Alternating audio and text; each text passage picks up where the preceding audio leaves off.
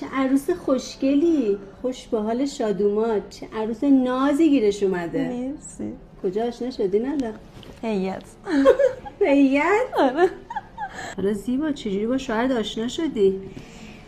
چی دیگه، ما رفتیم هیئت، بعد داشتم البته اینم بگم که مامانم نمیذاشه هیئت برم اصلا. دیگه ما قایمکی رفتیم، بابام خودش تو هیئت آشنا شد.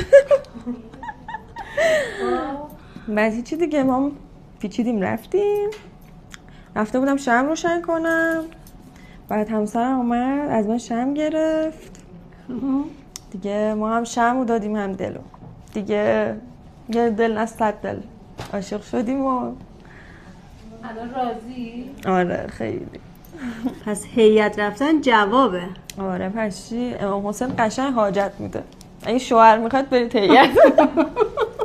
تو بالا چشماتو باز کن. وای خیلی خوب شد. روز اولی که دیدمش هیچ وقت فکر نمی‌کردم باش لباس عروس بپوشم. عزیزم خیلی ناز شدی. خوش به حالش که همچین فرشته‌ای نصیبش شده.